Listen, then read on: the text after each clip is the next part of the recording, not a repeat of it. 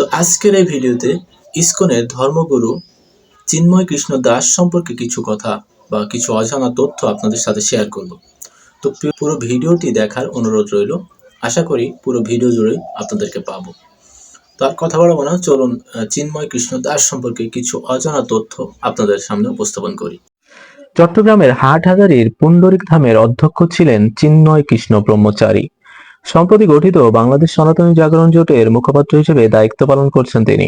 চট্টগ্রাম নগরের new market মোড়ে স্বাধীনতা স্তম্ভে জাতীয় পতাকা অবমাননার অভিযোগে তার বিরুদ্ধে মামলা দায়ের করা হয়, যার পরিপ্রেক্ষিতে তাকে গ্রেপ্তার করা হয়। এই ঘটনার পরপরই প্রতিবাদ ও নিন্দা জানায় ভারত এবং দেশটির শাসক দল বিজেপি। চিন্ময় কৃষ্ণ দাসের আসল নাম ছিল চন্দন কুমার ধর। বাংলাদেশে ইসকনের সংগঠকদের মধ্যে অন্যতম ছিলেন চিন্ময় কৃষ্ণ দাস ব্রহ্মচারী। ভক্তরা তাকে ডাকেন চিন্ময় প্রভু নামে। কিন্তু সংগঠনের শৃঙ্খলা বিরোধী কার্যকলাপের কারণে তিনি সহ আরো কয়েকজনকে গত জুলাই মাসে ইসকন থেকে বহিষ্কার করা হয়। তবে গত 5 আগস্ট ছাত্র জনতার অভ্যুত্থানের পর একাধিক সমাবেশের নেতৃত্ব দেন তিনি।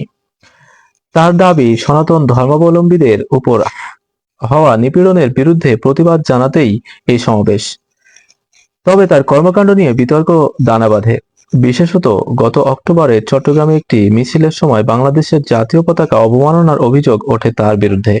পরে গত 9 নভেম্বর রাজধানীর স্বামীবাগ ইসকন আশ্রমে ইসকন বাংলাদেশ আয়োজিত এক সংবাদ সম্মেলনের বক্তব্যে সংগঠনের সাধারণ সম্পাদক চারুচন্দ্র দাস ব্রহ্মচারী বলেন, সাংগঠনিক শৃঙ্খলা ভঙ্গের দায়ে ইসকনের যাবতীয় কার্যক্রম থেকে চট্টগ্রামের পুণ্ডরিক ধামের অধ্যক্ষ চিন্ময় কৃষ্ণ দাস, প্রবর্তক শ্রীকৃষ্ণ মন্দিরের অধ্যক্ষ লীলারাজ গৌরদাস ও সদস্য স্বতন্ত্র গৌরাঙ্গ দাসকে অব্যাহতি দেওয়া হয়েছে।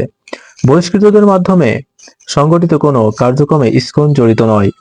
জাতীয় পতাকার অবমাননার ঘটনায় তার বিরুদ্ধে মামলাও করা হয়, যে মামলায় বর্তমানে তিনি কারাবন্দী। তবে তার সমর্থকদের দাবি, তাকে গ্রেপ্তারের বিষয়টি রাজনৈতিক উদ্দেশ্য প্রণোদিত। তাকে কারাগারে পাঠানোর আদেশের প্রতিবাদে আদালত প্রাঙ্গণে বিক্ষোভ করেছেন সনাতন সম্প্রদায়ের কয়েক হাজার মানুষ।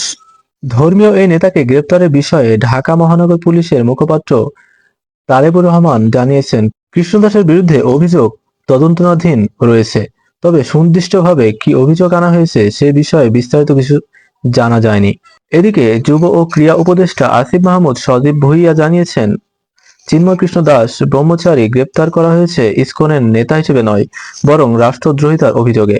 তিনি বলেন, বাংলাদেশের স্বাধীনতার সার্বভৌমত্ব এবং রাষ্ট্রের বিরুদ্ধে কোনো ষড়যন্ত্র বা অপচেষ্টা মেনে নেওয়া হবে না। তো আপনি আমার চ্যানেলে নতুন হলে বিভিন্ন গুরুত্বপূর্ণ ভিডিও দেখতে অবশ্যই আমাদের চ্যানেলটি সাবস্ক্রাইব করে রাখতে পারেন এবং বেল বাটনটি অল করে দিয়ে আমাদের সাথেই থাকতে পারেন। এতক্ষণ আমাদের সাথে থাকার জন্য অসংখ্য ধন্যবাদ।